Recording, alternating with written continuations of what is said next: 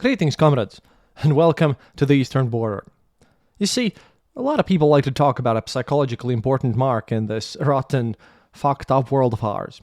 Usually it's the price of a barrel of oil, or that twitchy, over-caffeinated, maybe sometimes even drugged up, or who am I kidding, always cocained up Nasdaq index. A pure, clean number that triggers the lizard brain on Wall Street. But out there in the mud and the manic glare on the front, it's a whole different kind of number that makes the spine shiver. And, for weeks now, I've been wading through the digital swamp of the Z channels, a cesspool of raw, screaming video and text that angers me more than usual lately about this whole subject. Where will they finally break? And currently, we see the consequences of the meat assaults, those utterly depraved, soulless rushes across the battlefield that chews up men and spits out soulless fragments of them. You've all seen the videos, haven't you? The endless loop of an armored column turning into a spectacular bonfire, short of some goddamn village called Mala Tokhmatcha, a place with maybe 100 people, now a charnel house in the Russian military, which the Russian army has been hammering at for months. And then you get to the truly unhinged footage. The neo-Nazis of the Desherga Rusic, yeah, those scumbags, they toss up a clip filmed in a forest. It's not a film really, it's more of a ledger of the dead. A Russian grunt walking, and for every step he takes there are one, maybe two corpses. Sometimes three. An absolute pile of human wreckage.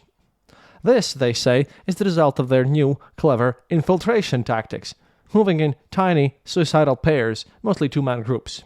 And the price? Oh, the price is there, and it's scary. Quote, the total losses during the entire time of infiltration they put in air quotes, are 2 or 3 times greater than the losses in a fully resourced and prepared assault. End quote. The fever dream question being asked, even by the Z-nuts, those scumbag assholes, is pure, beautiful sanity for a second. If you're out of shells and out of guns, then for love of God, why are you throwing bodies at the wall just so some desk jockey commander can put a meaningless checkmark on a form? They should be digging in like badgers and actually preparing, going into a deep defense and supplying them with everything necessary. But the brutal, blood-soaked truth is this. Nobody is preparing in the Russian army. The infantry is simply being fed into the grinder, chewed up for some administrative lie, some phantom report to the command. A vicious circular madness is going on there. So, back to the number. Let's talk about the exchange rate of souls, really. The one that means something. That number. The mobilized lunatic running the channel Vault number 8 nails the central horror. Quote, what is the current exchange rate of people and equipment in the grinding strategy?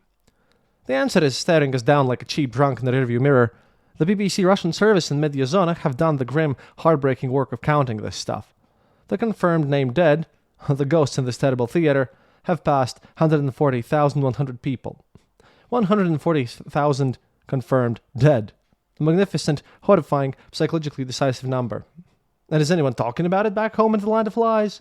Huh, hell no. The Ministry of Defense? A vast, echoing silence since the late 2022.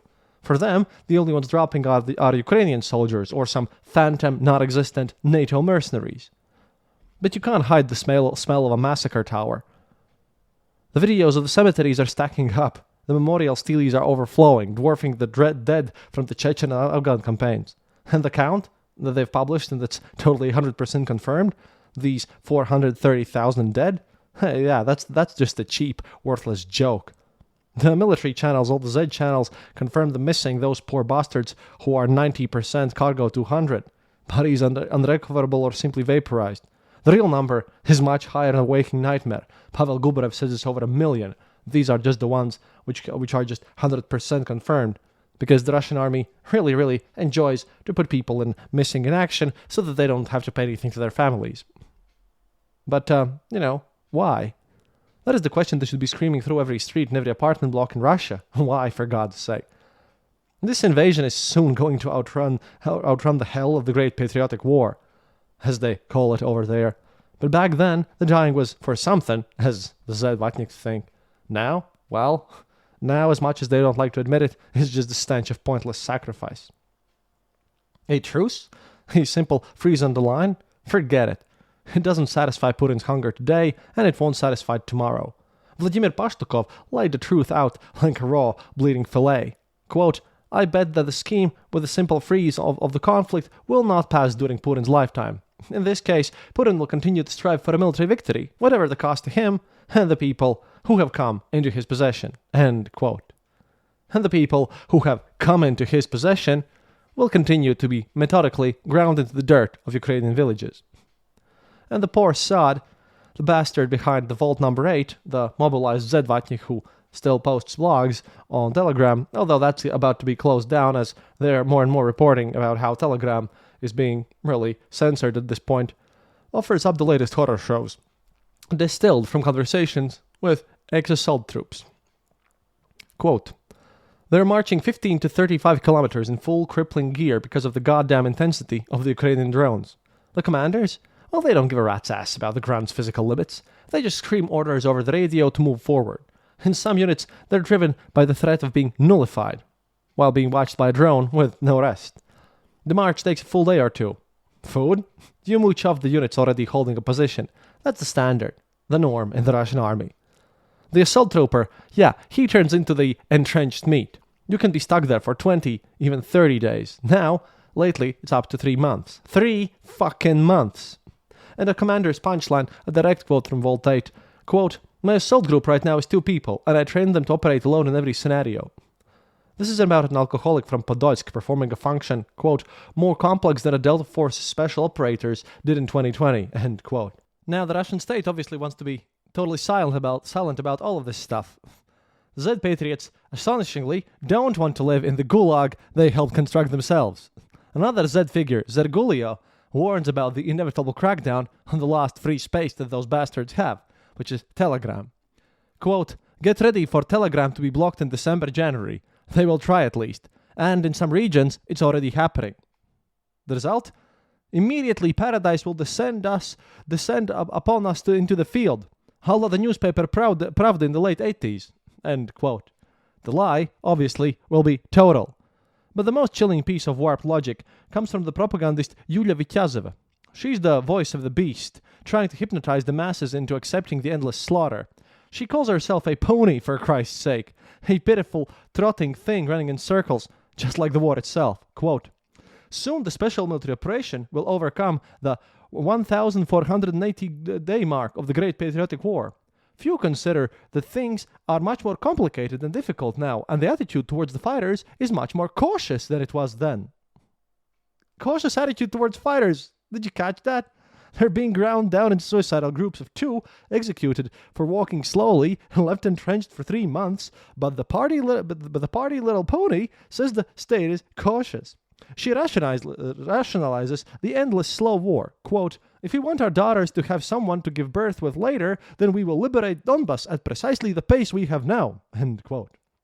So the sacrifice that these guys are making, the loss of insane amounts of lives and the cost that Putin doesn't give a crap about, is not to win, but to save someone's husband, son, or brother from dying worse, and to ensure their daughters have someone to give birth with later.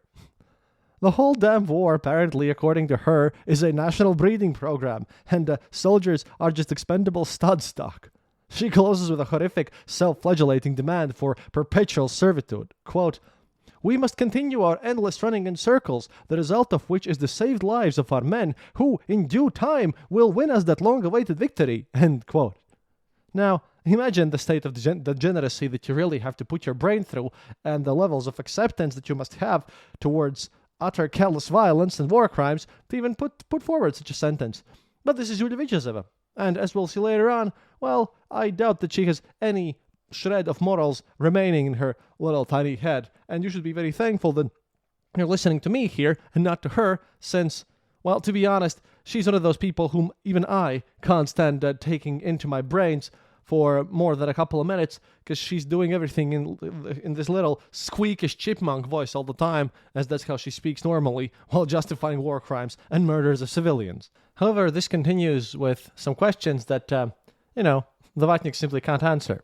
See, the Z channels keep asking the screaming question that this whole nightmare is supposed to answer, but, again, just can't.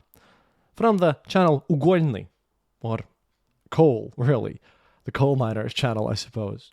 He writes, quote, "Everyone is for the war, for the boys. I am too, absolutely. no surprises there because these guys just can't stop enjoying, murdering and being assholes. But what's the point of this war? If as a result, the Ukrainian identity survives and gets a window of opportunity for penetration into the Russian state, security, and public structures, what the fuck is all this spilled blood for? In the name of denazification? Denazification can go fuck itself. In the name of a boys' showdown between the residents of Donetsk and Dnipropetrovsk? What do the dead Mobiks from Ulan-Ude and Kaliningrad have to do with this? End quote. The front is just a relentless, meaningless death machine. A field report from the Brothers in Arms channel offers a terrifying sketch on the Zaporizhia sector.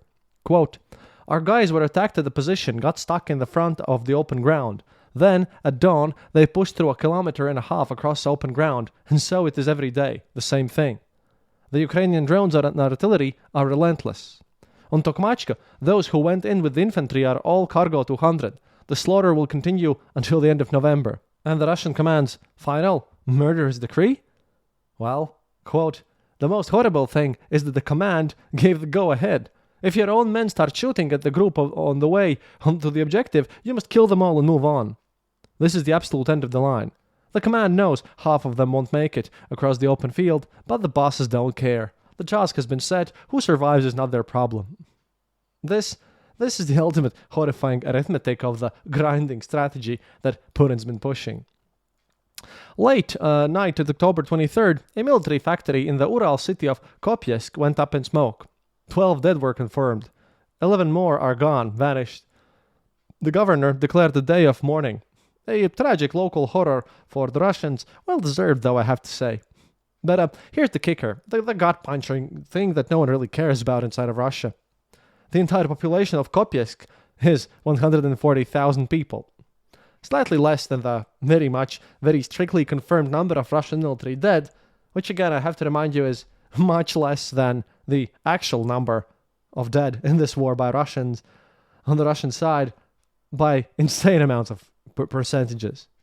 That, dear comrades, is the goddamn exchange rate that Putin is just throwing into this brutal, evil meat grinder of his fascist crusade to rid the world of whatever he deems these Western influences of Ukraine and this Russification and elimination and even genocide of Ukrainian people and of anyone who doesn't really want to worship Putin as their own supreme leader. But before I get to the main subject of today's episode, I would like to again say thank you to everyone who supports this show. Without you, I would be nowhere, and it wouldn't exist really. And I feel very awkward doing this because again, I hate all this marketing stuff and everything. Everybody's in Riga now doing emergency university things, but we're getting on with some stuff we want to give to patrons. Finally, they're just really shy about doing the recordings. I keep poking her, and finally we're going to do this properly so that, we can do this normally with proper voiceovers and everything so that you get the nice little fairy tales maybe that are not as depressing as this show. And secondly, well, if you'd like to support the show, please consider becoming a patron on patreon.com/theeasternborder, or you can go to theeasternborder.lv and click the donate button there, or you can go to the merch store that's also there. That's on the fourth wall. It's in the pinned post on the website, and, maybe click the button there, check if there's anything that you like. We have plans for new stuff. It's just that I poke Rob about this, and it's coming together, well, not as quickly as I would like, but, I am 22 kilometers from the Russian border, and he's in Riga, so things are not exactly going super easily and organized there, but we're getting better. And yeah, sorry for this taking a while, but, well, I finally got my heating in order and hot water and everything. It was a bit of a weird thing while learning how to deal with all this on my own. So it's been a short break here. Sorry about that, but I'm trying to bring you the best that I can. And once again, thank you for everyone who supports the show. I wouldn't be here without you. And tomorrow morning, according to my time, I'm also going to publish a new Panyati episode on YouTube, finally, because, oh boy, it's been a lot of work here. But hopefully that we can all get through this and that I actually give you something useful and make your days a bit better. But now let's get back on with the show. You see, comrades, the air is thick with the smell of panic in the filthy, godforsaken corners of the Z-space. And why? Well, because the beast has once again turned inward. The Russian state, the magnificent cold and feeling apparatus, obsessed with stealing and divinity, whom those bastards, swore loyalty to at once, and some still are, is eating its own children once again. The name on everyone's twitching lips in the Vatnik space is Tatyana Montyan, a Z-authoress and a volunteer, a shouter, a true believer, and a traitor to Ukrainians because she used to be a lawyer in Ukraine, and now she's been flagged by Rosfinmonitoring. Flagged by being pointed out, not like a foreign agent like Roman Alyokhin. No. She's gone straight to extremist and terrorist lists. It's amazing. The process of cleansing the Z space is continuing. It's continuing, and they're being chopped up, slow and agonizing, like with a rusty chainsaw. And I have to say, the hyenas are circling. Listen once again to the ghoulish glee of the Akhranota, as he's being called, Yakimenko, slavering out for the blood of people who support her, which includes also Maxim Kalashnikov, Yevershidin, and other bastards in their ilk. Quote, "Advice to all accomplices of the extremist immigrant Montyan, all those Grubniks, Gasanovs, Romanovs, and other scum and filth, run! The immigrant appears to have a criminal case, which means they'll go down as accomplices." And well, now everyone else who is not on the purely Solovyov side, they're screaming that Putin's coming for everyone. Putin's about to go crazy with this. Well, namely Solovyov using the administrative resource of Putin. The entire Telegram Z swamp is suddenly divided and hysterical. On the one side, these Akhranota, these protectors, cheer the purge. On the other, the Z patriots, Maxim Kalashnikov included, are howling because the Russian state, is using the scarlet letters, extremist and foreign agent, for a simple, brutal, extrajudicial reckoning against anyone who becomes inconvenient. What a surprise. Just the thing that, everyone who was on the liberal side in Russia was trying to tell them for such a prolonged period of time, but not like these bastards ever listened. I mean, it's a double standard so vile, it makes you want to smash your own face into the wall if it would be happening anywhere else. But as this is Russia, yeah, you know what? By this point, we're pretty much used to this stuff. See, on the federal TV screen, you have Vladimir Solovyov suggesting they, quote, shoot the draft officers and all these bastards, and his career explodes. The money pours like a broken dam. But Montyan? Well, she's facing up to 5 years for saying 3 simple ugly words in 2022. Slam the Akhranota, these protectors who hide the truth from Putin mercilessly. 3 years that sentence meant nothing, but now? Oh, now it's seen because it's necessary to see it. As the advocate of direct action, another Z-vatnik notes, this isn't about guilt. This is about a former Ukrainian who supported Russia now being massacred by the very government she cheered for. It's a blatant suicidal demonstration of the state's motive, winning the competition for the best anti-advertising for cooperating with the Russian state in any form humanly possible. And, well, you have to agree there, because if you're a traitor and you support the Russian side, yeah, it's coming for you. I wouldn't be surprised if eventually the Comrade Major will come even for those Westerners who currently spend a lot of time cheering for Putin. The branding iron of foreign agent and the Rosfinmonitoring list have been perverted from weapons against the others, against liberals, against the people who are openly against Putin, into a tool of extrajudicial retaliation against literally even those who support the war in their own minds. Once again, they did not protest when such things happened to Navalny's supporters and Navalny himself when he was killed by the Russian state after being nearly killed by the Russian state and all this stuff. But people with basically 3 brain cells, they can't really listen to all this stuff. But here is continuing on from this very Vatnik's post, quote, "And what makes you inconvenient? Simply not being liked by the one who has the button and the authority?" And here's a magical conclusion to this. "The words are losing all meaning. The prosecutor's language is nothing but a bludgeon. The prosecutors, that social group Montyan told everyone to slam, the protectors that is, have now officially been granted official status under criminal law. The whole damn thing is an open secret. Montyan, who was against Maidan, Yeah, because obviously she was a very patriotic believer from day one and fought against that scum who has been in the Donetsk since the very first days of the special military operation, is now on the terrorist list. Oh no, what horrors. Who would have expected that? Not just my side comment here, but carrying on. But Chulpan Hamatova, Alla Pugacheva, Ksenia Sobchak, they are not there. And they won't be. We all know it. Oh boy. This is the lovely, wonderful moment which I savor so much when the Z-patriots suddenly, horribly discovered the true nature of that sacred, divine Russian imperial state. Let's carry on with Yegor Holgomorov once again, the intellectual architect of war, realizing the monster he helped feed is now licking its lips at him. He has formed a new principle from stench of lies and corrupted judges, the presumption of lawlessness, and that one's in all caps. He's seen 2 friends brutally persecuted in a year. He's watched as people who, quote, fed Russia pies in a hut. That's how he calls rich businessmen who actually used to donate to the front lines. And of course, after all this mess, let me tell you, the donations are going down once again. Well, now, these guys were condemned to starvation, as he puts it.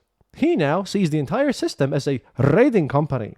Quote, the privatization of the state, its transformation into a raiding company, the mania for prohibitions and passion for repressions. Well, now, it's a systemic threat to the state as a whole. End quote. Oh no! The state is losing its legitimacy based on lies and terror. Once again, the levels of them just being unable to see what's going around them for so long is just magnificent. The Z-patriots are discovering Napoleon's eternal truth. You can't sit on a bayonet. They state that, quote, in privatizing its oppressive mechanisms, this will lead those mechanisms becoming either worthless or lead to a frenzy where they will have to kill everyone to frighten them. Isn't that just amazing? But the true insanity over here is the mob turning on itself. Holmogorov, horrified, describes cannibalistic feeding frenzy. Quote, the repression maniacs and terrorizers are literally going insane.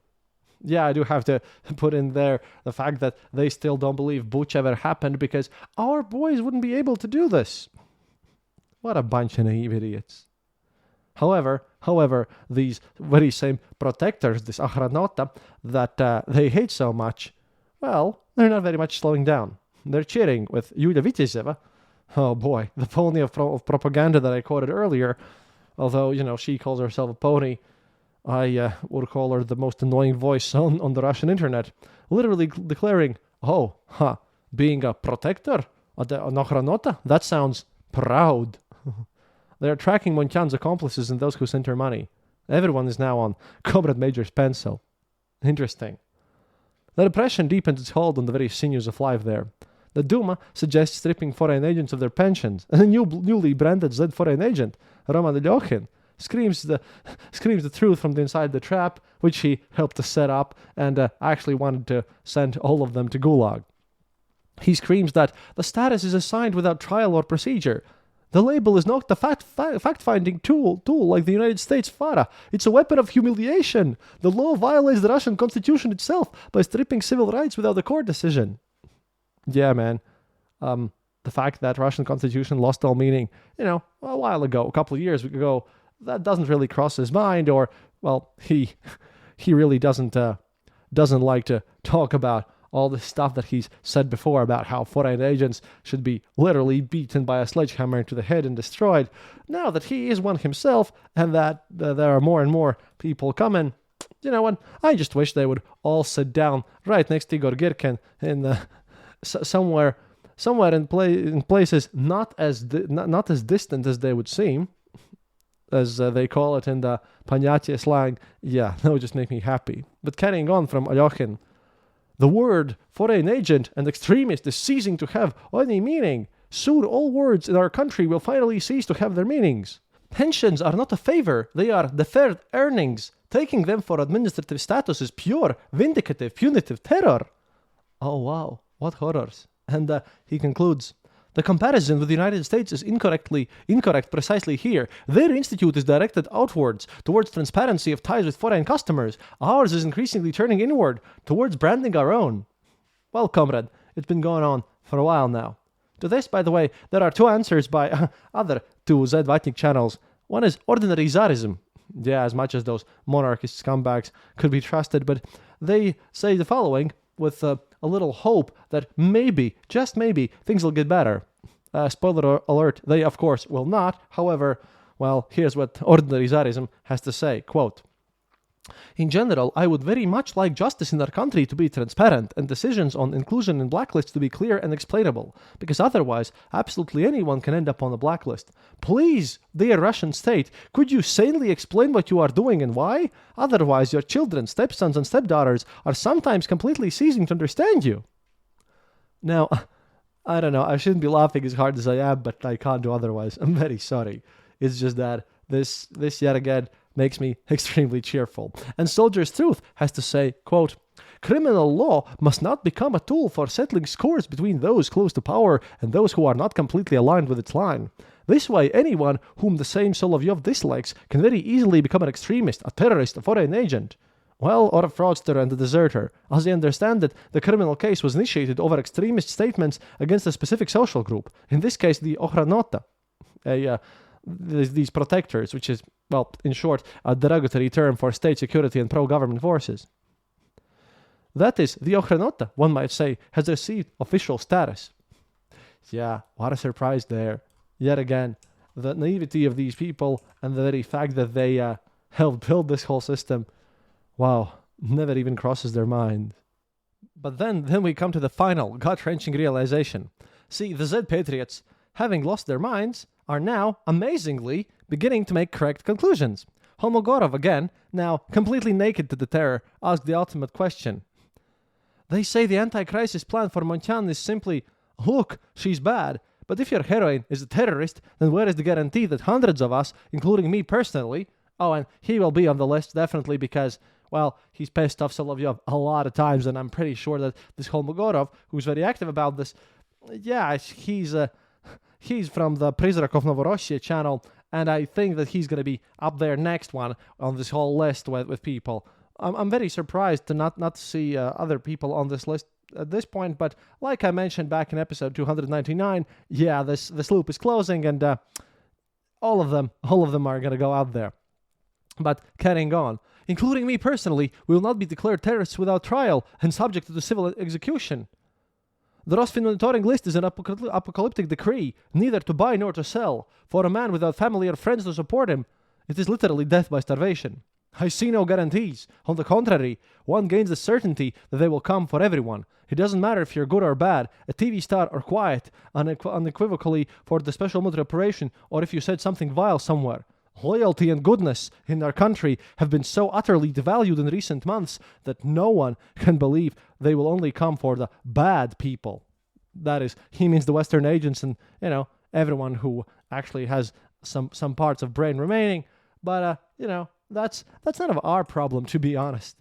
However, the celebrations of Montyan's arrest, well, they continued throughout. Because the Ochranota, the protectors, oh boy, they carried on celebrating this declaration of Tatyana Montyan as extremist, and they're already making plans for future repressions, just as I was finishing this script, so I had to add this one in. Quote, and this is going to be a prolonged quote because, oh boy, Ilya Remeslo and the channel literally called Ochranota in a quilted jacket, oh boy, they provided a lot of entertainment with which I felt really compelled to add to this one in. I wanted to include more of Pokrovsk here. However, the events surrounding Tatyana Montyan just overtook the Z space to such a degree that I just had to put them here.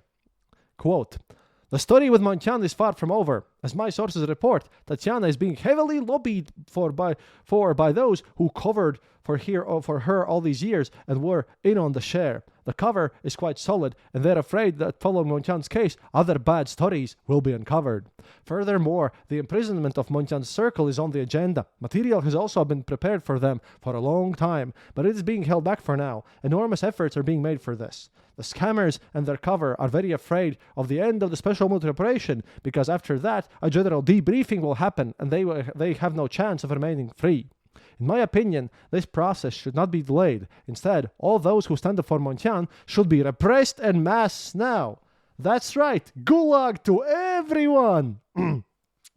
Only an open enemy and the same kind of extremist can defend someone who vulgarly insulted Putin and spoke against Russia. Yeah, literally a traitor to Ukraine with tons of criminal cases over there. just instantly needs to go to prison. Well, I can agree with that one. So it is very simple. Among those demanding that Montyan be forgiven and released are also natives of Ukraine, for whom their Russian identity is less important than their Ukrainian one. They defend their own on this principle. But there are also these so-called mental Ukrainians in the ranks of the Baba Zhopa, a crude term for Montyan supporters over here. Those who verbally seem to hate the country 404, as these bastards call Ukraine, but are no different from it. Look at the National Bolsheviks, for example, who, by the way, have always been a radically anti-Putin movement. Yeah, I wonder why, and when I made some episodes about National Bolsheviks, they were fanatically pro-Russian, but, you know, it's facts and logic, and nobody cares about such tiny little nuances, right? These are completely indistinguishable from those patriots who jumped, a reference to Maidan. In Maidan and the letter Z should not confuse anyone. Radicals always find a common platform. For example, the National Bolshevik Roman Popov became a radical Ukrainian nationalist, recruited Trepova, and used her to kill Vladimir Tatarsky. Why do the National Bolsheviks support Montyan? Because they understand she's one of their own. She also spoke out against Putin. But most importantly, look closely at these words of the National Bolsheviks. Will the military civil society stand up for its defense? I'm very interested in how this wording should be understood. Are they really threatening the authorities with another rebellion? After all, normal military personnel carry out the orders of the Supreme Commander-in-Chief. They do not defend those who call them huilo. What kind of defense can there be from military civil society? Betrayal of the oath? It is curious that this post was reposted by the humanitarian worker Grubnik, who, as he claims, communicates a lot with the military. Radicals, who themselves confirm that they are ready to resort to violent actions against the authorities, leave them no other choice but the total cleansing of all this marginal mold. I mean, you gotta love this. They hate each other, despise each other, and I couldn't be happier about all this mess. It is just glorious and amazing, and you can't stop this. Again, like everything that I predicted back a couple of months ago, yeah, all of this is just coming true. And Maxim Kalashnikov just continues on piling the fact that they're going to eat themselves alive, that this deals a massive reputational damage, and that everyone in Ukraine is going to be super happy about this, and indeed they are. No joke. Ukrainian sources are just overtly and joyful about all this mess. They couldn't be more happier than this is happening, because once again, if you're a traitor and you somehow want to join in with the Russian side, well, Sonny, you will be betrayed and backstabbed, because that is just how Russian state operates. And at this point, it is just amazingly open for the world to see. It's really crazy how this is going on, but I have to also add the Achranota in a quilted jacket quote here, because, oh boy, I haven't felt this nice in a long while, to be honest.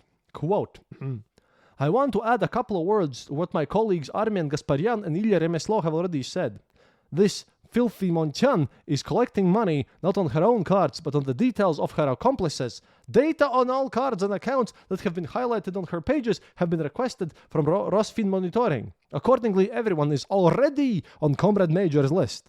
Both the sources of transfers and the details of the obshak, slang for common word, again in these Panyatya circles, cards are being tracked. By the way, a hello to Bluebird Timofey Yemakov, the holder of Montyan's obshak card.